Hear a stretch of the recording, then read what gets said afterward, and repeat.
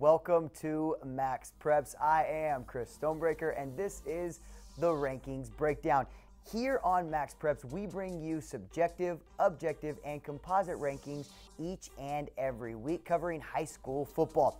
Monday mornings, our Max Preps Excellent 25, presented by the Army National Guard, gets released with much thought by our national editor, Spiewak. Then come back on Tuesday and not only do our composite rankings, which take in 4 national polls, but also our computer rankings get released, which are completely 100% objective. Each week here on the Rankings Breakdown, we will be able to break down the rankings by teams, which teams have moved up, which ones have got bumped out, why teams are ranked, and so on. So to begin the show, we are going to take a deeper look at the MaxPreps Excellent 25, and I'm going to introduce you all to MaxPreps' national football editor, Spiewak, and introduce him into the show. So Spiewak, welcome. Thank you for having me, Chris. Well, we're glad that you could take some time out of your very busy day to join us here on the show. So we can kind of pick your brain onto why you put in certain teams into the MaxPreps Excellent 25 rankings. So this time, I just want to send it out to you because you're the know-all, and just explain to us about some of these teams that have made it into the MaxPreps Excellent 25. Well, we'll start at the top with Cedar Hill. And head coach Joey McGuire, the Longhorns down in the Dallas area, have been our #1 team since we released our first rankings in early June. And in week 1, they really showed why they are the nation's top team with a very, very explosive offense. They pulled away from South Oak Cliff in the second half and won 56-34. South Oak Cliff is probably a lot better than many people give them credit for. They're not really a name brand Dallas-Fort Worth area team, but this year they are very, very talented. And for Cedar Hill to win week 1 by about 3 touchdowns shows how good I think Cedar Hill can be.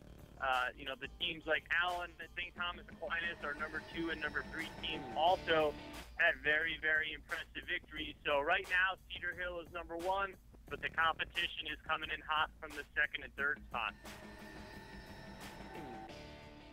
There's a really big interstate game this week featuring 2 nationally ranked teams, Bellevue versus Sarah, as part of the Honor Bowl. Bellevue has a 54-game winning streak, and during that time, they beat Euless Trinity, a Texas team. Well, this time they're heading to Southern California to take on Sarah. The Wolverines, of course, coached by Butch Goncharoff, their outstanding head coach. The team that ended De La Salle's 151-game winning streak. They have a very impressive offensive line. They lose some skill kids from last year's team, but I think they'll be able to reload just fine. Now, Sarah, a very, very good Southern California team, a small private school in the Los Angeles area.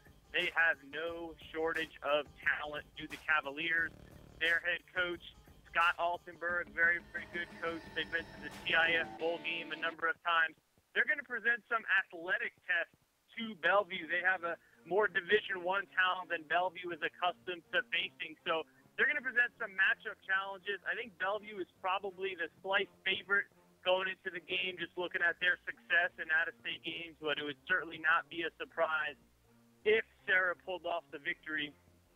And one major entry into the MaxPreps Excellent 25 this week is Modern Day, off of a very impressive 38-13 season opening victory against Corona Centennial. Corona Centennial, offensive juggernaut. The Modern Day defense looked very impressive in shutting them down. There are a lot of good teams in Southern California this year, but Modern Day could end up proving to be the best. We'll have to see, but they got off to a great start with a very, very impressive victory, limiting Corona Centennial to just 18 points, something almost no team does ever. So a great win for Bruce Rolliston's squad to start the season. Well, Steve, I appreciate you taking the time and kind of educating us again on the MaxPreps Excellent 25. I know you take a lot of time each and every week to look at all the stats and all the teams and all the big wins and losses to compile your rankings of the MaxPreps Excellent 25. So thank you very much. And I will see you Friday right here again at MaxPreps.com for Friday Night Live, which airs live at 12 p.m. Pacific each and every Friday, where we get more insight about high school football from Steven Spiewak, MaxPreps' national football editor. So thank you again for joining us here. Now, let's take a look at another set of our rankings. Right now, you will see that we put up our computer rankings, which is completely objective, and they are also presented by the Army National Guard. You will notice that right in the middle of the rankings, 3 teams not ranked in either of our rankings. We got Geyer of Texas and Servite of California. Both stay in despite losses due to strength of their opponents. First-ranked Allen and second-ranked Bishop Gorman.